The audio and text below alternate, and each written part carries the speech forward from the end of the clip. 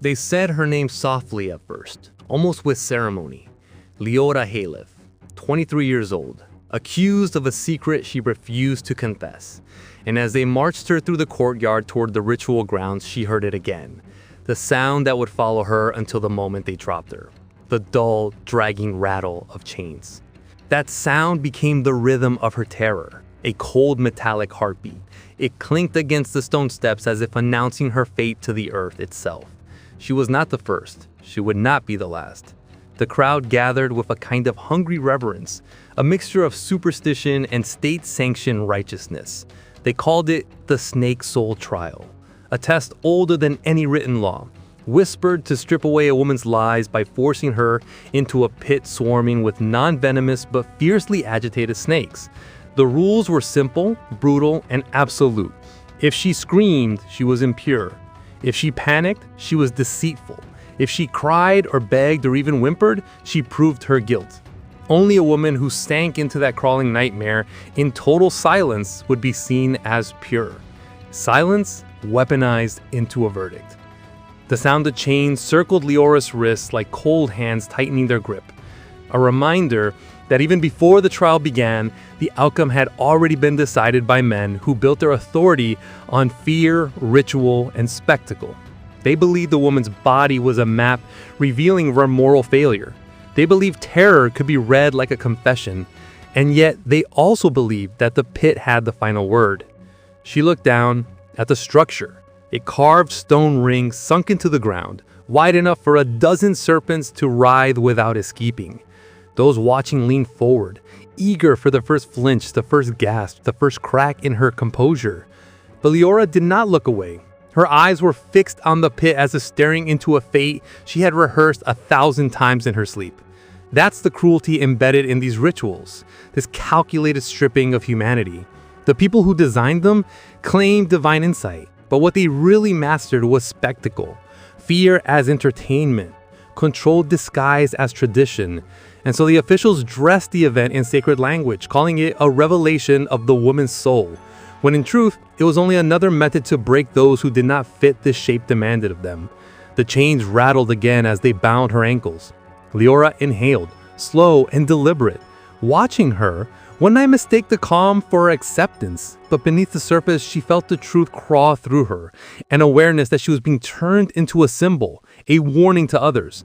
Her own life had shrunk to a single moment of performance. That's the paradox that drives this story forward. The unsettling promise that the more she stayed silent, the more the crowd projected meaning onto her. They wanted purity. They wanted guilt. They wanted to see which identity would emerge when she faced the slithering test waiting below.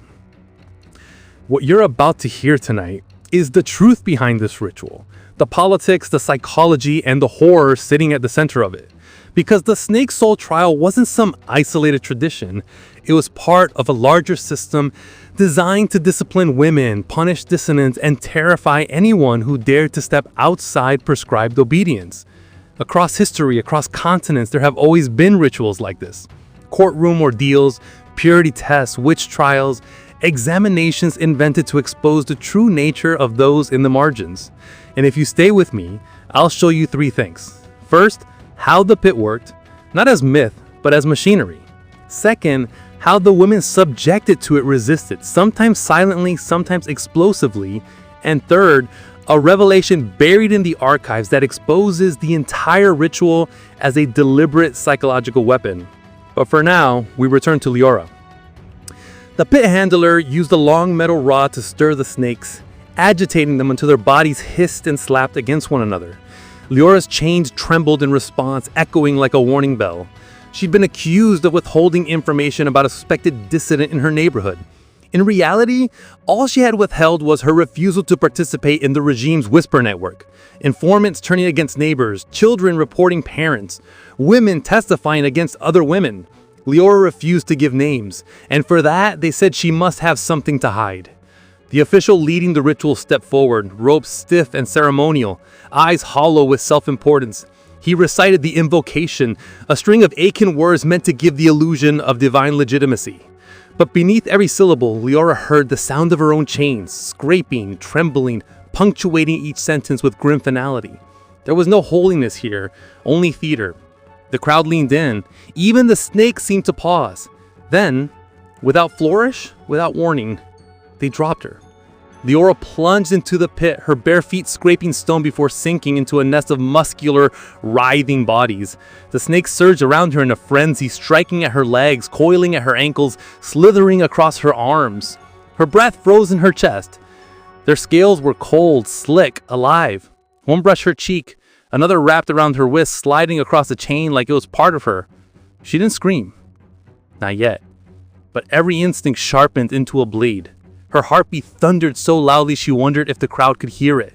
The snakes trashed beneath her weight, knotting around one another, trying to escape her presence. 1,000 small impacts, like raindrops made of muscle, smacked against your skin.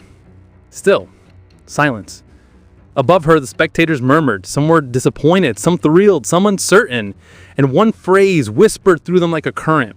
Maybe she is pure. But purity, as the officials used it, was never about innocence. It was about compliance. A woman who could swallow fear was easier to control. A woman who broke was easier to condemn. This is where the story fractures, where the ritual becomes not just a test of fear, but a test of will. Because Leora wasn't just surviving the pit. She was defying the system that cast her into it. As the snakes twisted across her chest, she raised her eyes towards the sky, refusing to give them the sound they demanded. And as we step deeper into her story, into the mechanism of the trial and the ideology behind it, remember the sound of her chains, because they'll echo through every truth we uncover tonight. Engineered. Every component served a purpose, each calibrated to extract a specific kind of psychological collapse. Let's start with the snakes.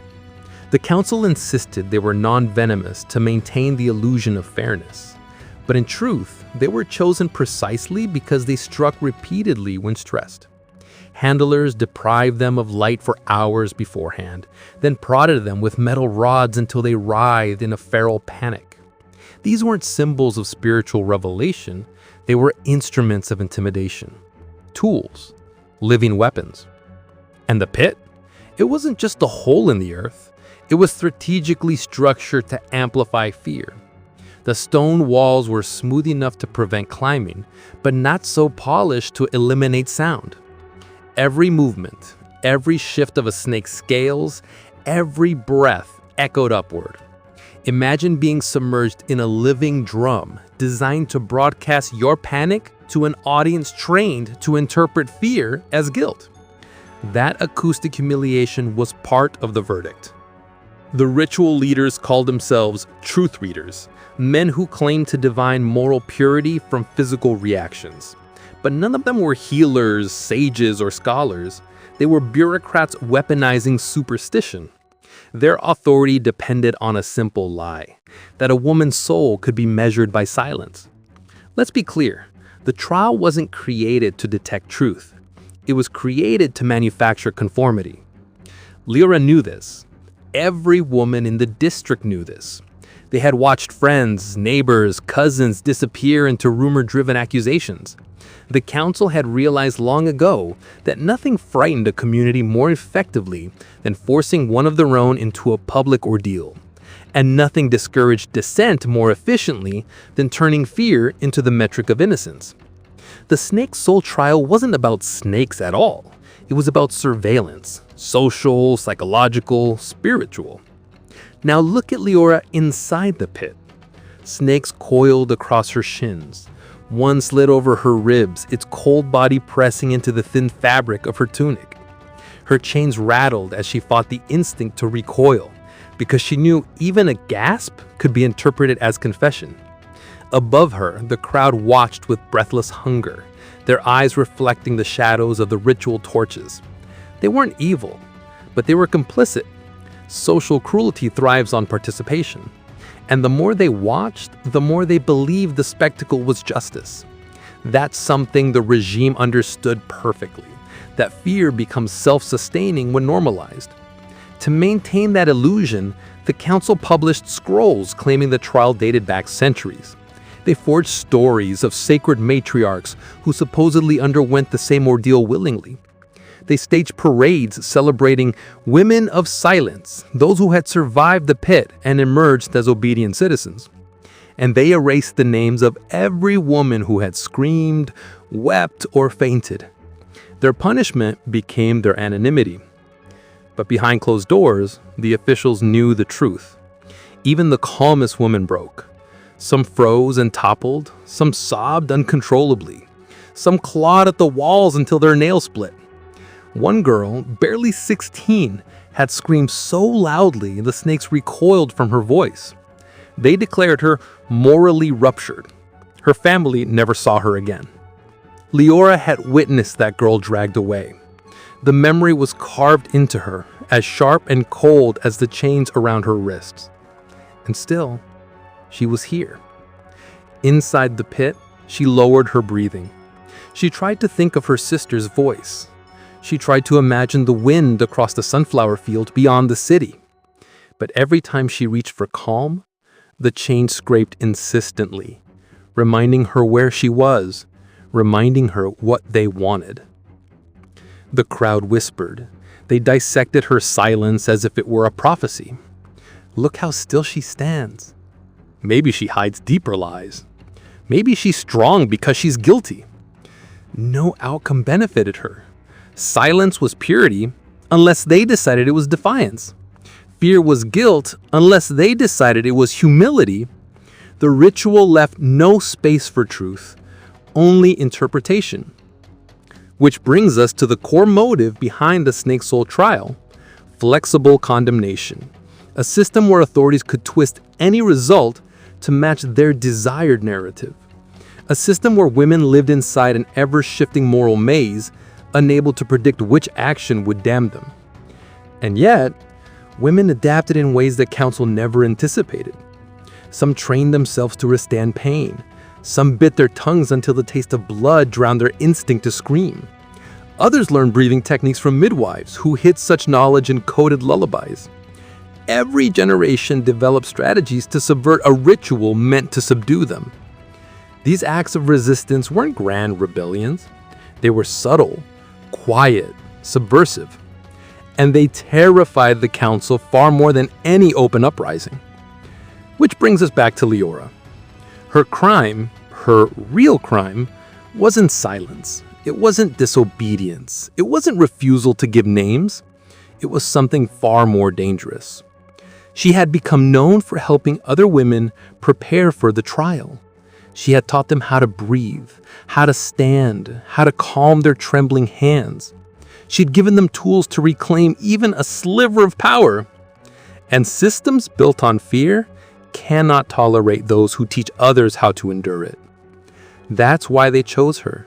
Not because she withheld information, but because she gave others strength.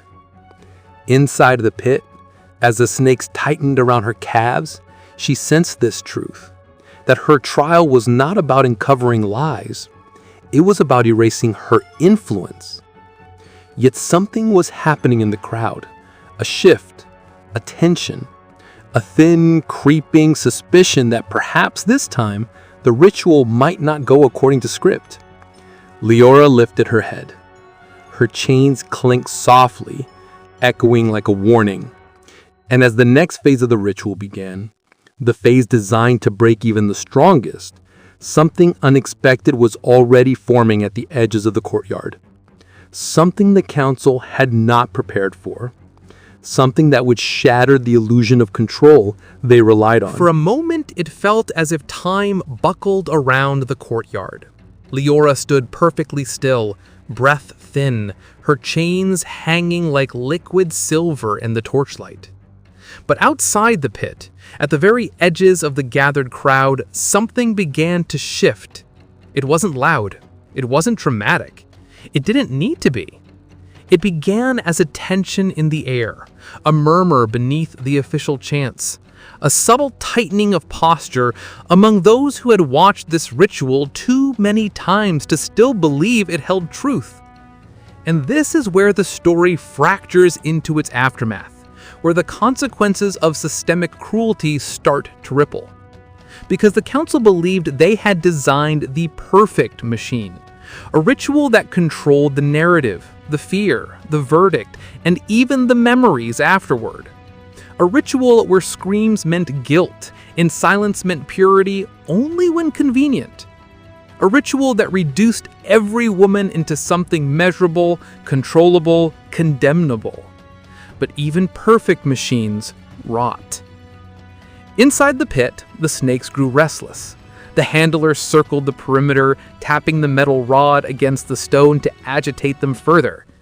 Each tap echoed against Leora's chains, merging into a sinister rhythm. Tap, scrape, tap, scrape, like two forms of cruelty trying to synchronize. One snake wrapped itself around her ankle, tightening briefly before sliding away. Another struck at her knee, teeth scraping harmlessly across skin, but jolting through her nerves like fire. Still, silence. The official leading the ritual frowned. This was the moment women usually cracked. This was when the screams tore free, when the body's instinct overwhelmed the mind. Instead, Leora stood as if carved from stone. If not for the trembling chains at her wrists, the crowd might have thought fear had simply bypassed her. And that's when the whispers began. That's not natural. She's resisting the ritual. No, she's hiding something. No, she's proving them wrong. The murmurs conflicted, clashing, rising. The council officials exchanged glances, quick, nervous, calculating. Because silence wasn't serving them anymore. Silence was turning into a statement they couldn't control. This is the hidden truth about systems of repression. They crave predictability. They depend on reactions they can interpret within a rigid moral framework. But when someone behaves outside that pattern, the entire apparatus begins to seize. Unpredictable silence is far more dangerous than open rebellion. The council readjusted the ritual. They signaled the handlers to release more snakes from the secondary compartment. 30 more. Riding and thrashing as they entered the pit, they flooded around Leora's feet. A wave of cold bodies climbing her legs, slipping beneath the hem of her tunic, sliding across her ribs, her spine, her throat. One snake wrapped itself around her forearm and constricted until her hand began to numb. A collective gasp rose from the crowd, but Leora did not make a sound. Her breath shuddered, her chains trembled, but her mouth stayed sealed. And then something broke, not in Leora, in the people watching. A woman near the front, older, wrapped in a faded shawl, pressed her hand to her chest as if recognizing a ghost. Another woman beside her began to shake her head slowly, not at Leora, but at the ritual itself. 3 boys exchanged uncertain looks. A merchant muttered something under his breath. The atmosphere thickened, turning from fascination into unease. It was as if Leora's silence had exposed the trial's fragility. The spectacle no longer looked sacred. It looked engineered, manipulative, cruel. And cruelty is easiest to deny when the victim breaks. Harder when the victim refuses to give the system what it expects. The council readjusted the ritual. They signaled the handlers to release more snakes from the secondary compartment. 30 more. Writhing and thrashing as they entered the pit, they flooded around Leora's feet, a wave of cold bodies climbing her legs, slipping beneath the hem of her tunic, sliding across her ribs, her spine, her throat. One snake coiled around her forearm and constricted until her hand began to numb. A collective gasp rose from the crowd. But Leora did not make a sound. Her breath shuddered. Her chains trembled. But her mouth stayed sealed. And then something broke. Not in Leora, in the people watching. A woman near the front, older, wrapped in a faded shawl, pressed her hand to her chest as if recognizing a ghost. Another woman beside her began to shake her head slowly, not at Leora, but at the ritual itself. 3 boys exchanged uncertain looks. A merchant muttered something under his breath. The atmosphere thickened, turning from fascination into unease. It was as if Leora's silence had exposed the trial's fragility. The spectacle no longer looked sacred. It looked engineered, manipulative, cruel. And cruelty is easiest to deny when the victim breaks. Harder when the victim refuses to give the system what it expects. The council sensed this shift and panicked.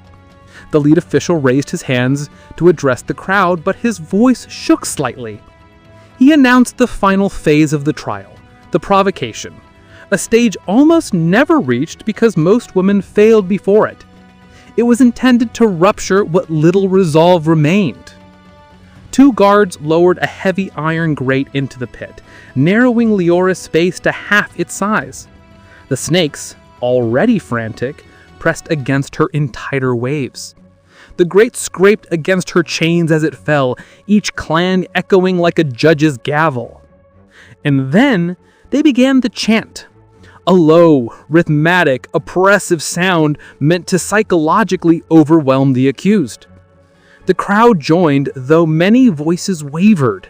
The chant vibrated in Leora's bones, pulsing through her like an ancient warning. The snakes reacted violently, thrashing in confusion, striking at anything, her knees, her hips, her hands. But the true danger arrived with the second part of the ritual, forced interpretation. The officials shouted accusations over the chant, trying to provoke a reaction. She deceived her neighbors. She consorts with dissidents. She spreads methods to undermine the council. They weren't reading her soul. They were manufacturing a confession. And Leora felt the truth throb inside her, that this was not about proving guilt. It was about performing it.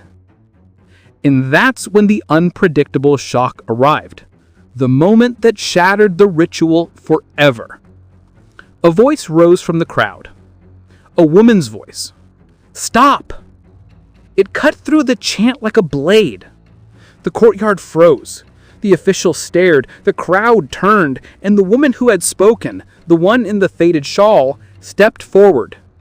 Her own chains glinted beneath her sleeves, not physical chains, but symbolic chains, bracelets given to women previously accused and cleared, a lifetime marker of supposed purity.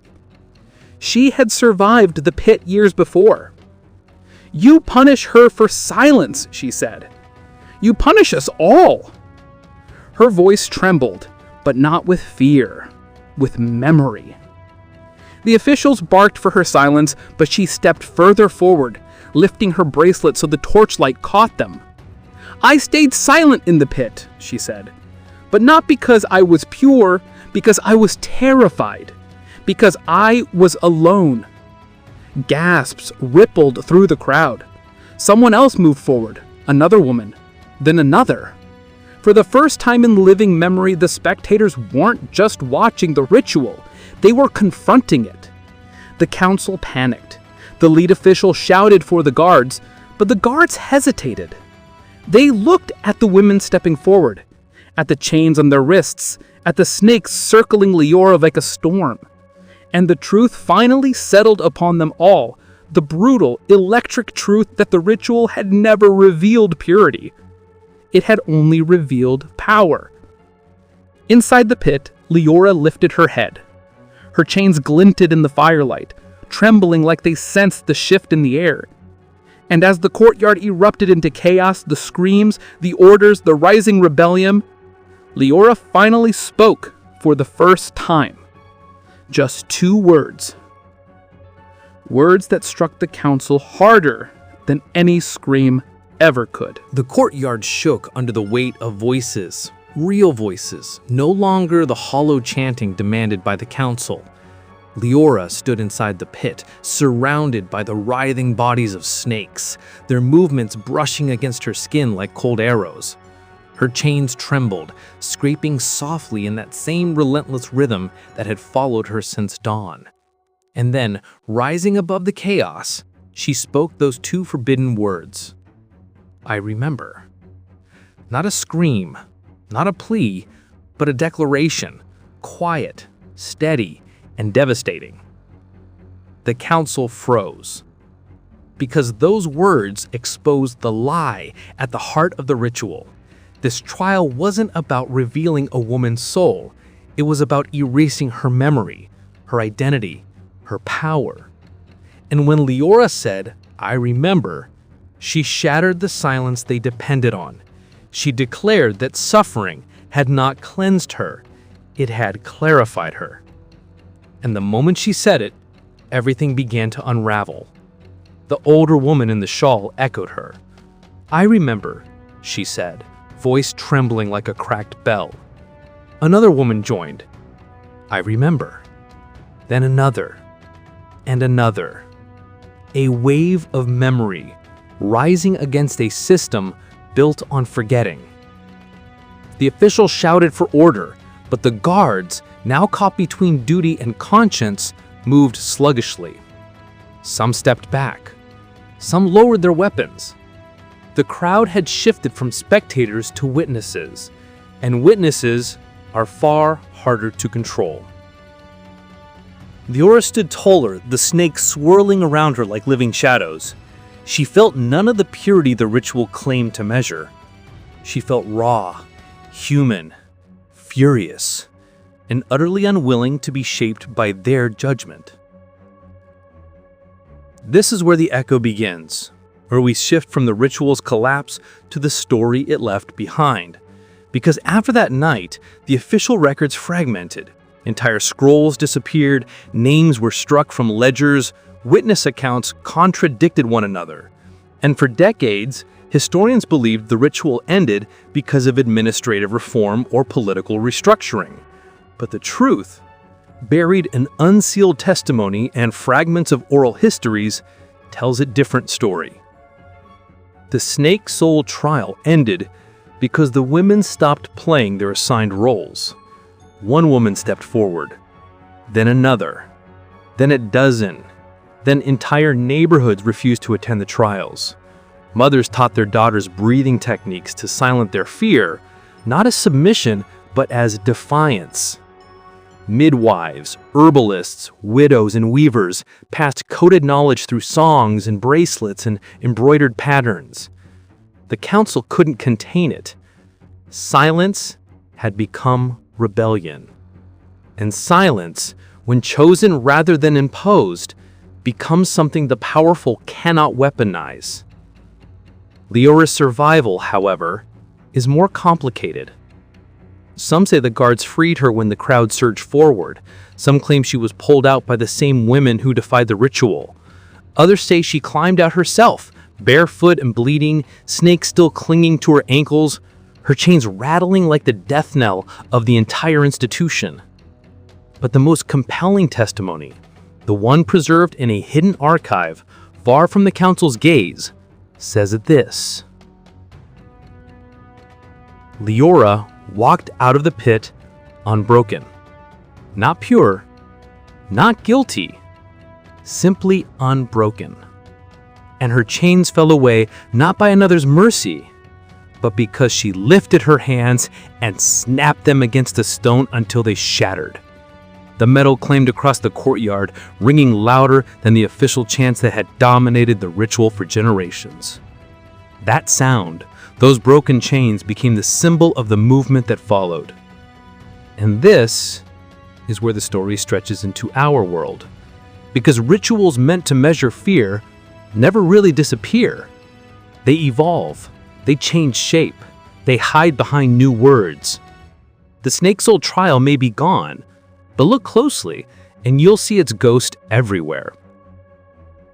Workplaces that test women's composure, communities that punish emotion while celebrating endurance, systems that teach silence as virtue but weaponize it as guilt, public judgment that still demands women prove purity through pain. The snakes are gone, but the pit remains. And the chains still echo in expectations, in scrutiny, in the demand to smile through terror, to stay silent in danger, to pass tests no one else has to take. That's why Leora's final stand matters, not because she defeated a ritual, but because she exposed it. She revealed that fear-based systems rely on one critical factor: participation. And when the people stop lending their voices, their obedience, their silence, the system collapses under its own emptiness. Before we end, I want you to remember something simple, but vital. Fear does not reveal the truth of a person. It reveals the truth of the system that demands it. And that truth, across every century, every country, every ideology, is this: cruelty disguised as tradition is still cruelty. Control disguised as purity is still control. Silence demanded is not silence chosen. The courtyard where Leora stood is gone now, swallowed by time, but the echo of her chains remains clinging to the edges of every society that builds tests, rituals, or expectations meant to break the human spirit. So pause with me here. Breathe. Listen to the quiet. Ask yourself, what pits do we still build? Whose fear do we still mistake for guilt?